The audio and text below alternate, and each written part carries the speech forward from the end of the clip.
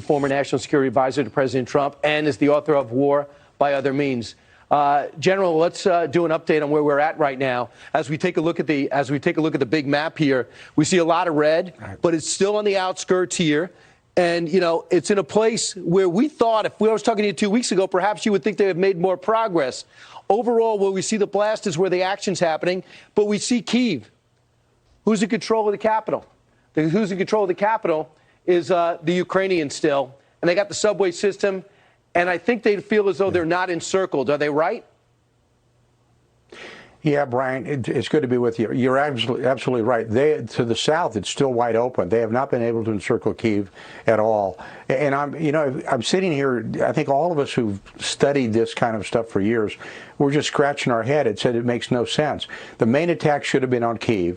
I understand he went for the Mariupol in the Donbass region and down near Odessa. Right. But still, the key to the whole fight is neutralizing the government of Zelensky, who's in Kyiv, and taking the capital city of Kyiv, and he has done neither. So this thing's gone on. We're in our fourth week. I think he's not. You've made a comment. He's in Plan B.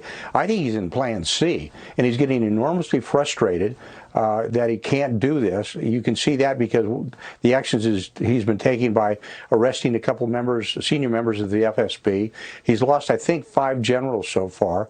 He's committed his operational reserve, the best units he's got, that are coming in from Moscow, which is saying to me very clearly he cannot get to the west. He will not cross the Dnieper River. He just can't get there. Right. And they can't consolidate anything. And it's actually stunning to me. And I think we're in a very dangerous phase right now. Because the more, right, and if he can't get across the Dnieper and go to the west, and by the way, if he went to the west, I think it's the elimination of his army, because they'll just eat him up in the western approaches.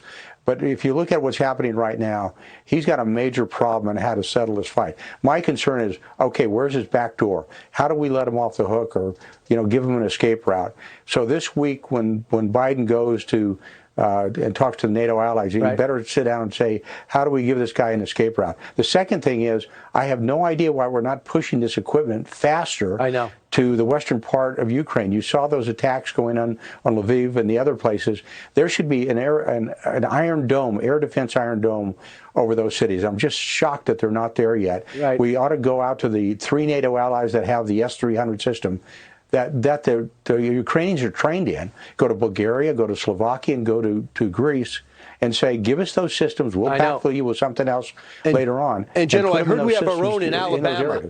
I heard we have our own in Alabama. Yeah. I just want to bring you to the street map. This is the only urban fighting we're seeing. And they basically, at 5 in the morning their time, they said, get out, Ukrainians, put your arms down and we'll let you live. They stayed to fight. But look at all the places they're hitting. Oh, let's hit a shopping mall. Let's hit a hospital. Hey, wait a second. Let's bomb another hospital. I mean, what cowards? Who is doing this? They stand on the outside and they bomb hospitals, and then they go in and start knocking on doors and raiding refrigerators. I mean, who learns like this? What tactics are these?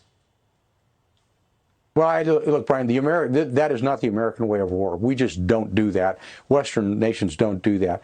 You are looking at the classic case, to me, of War Crimes 101. When you start doing the things they are doing, that shows, but it also shows in the complete indiscipline of a fighting force. That shows you how bad his military is, because his military and his leadership should not be allowing this. This is just pure harassment. It's intimidation of citizens, and he's hoping this is going to force Zelensky to budge or to break. He's not going to do it. This keeps going on. Every day that goes by, Putin is actually losing this fight, and he's going to lose everything if he keeps doing it this way. What's amazing to me, when the Russians left, or the Soviets left Afghanistan in disgrace years ago, that nation collapsed 2 years later. If he can't win this fight with an advantage of well over 10 to 1, I don't know what's going to happen to the Russian military and the Russian nation. But that should concern us. And I know, General, whether it's Turkey holding the talks, Jerusalem holding the talks, or like you brought up, the Finland president hosting the talks because he's evidently unbiased and he's friends with Putin. I'm wondering, the big picture, if Zelensky not only holds his place, but asks for the Donbass and Crimea back. Very interesting to talk to you along the way. I wish people were as innovative as you are. They are in power right now. Thanks so much, General Kellogg.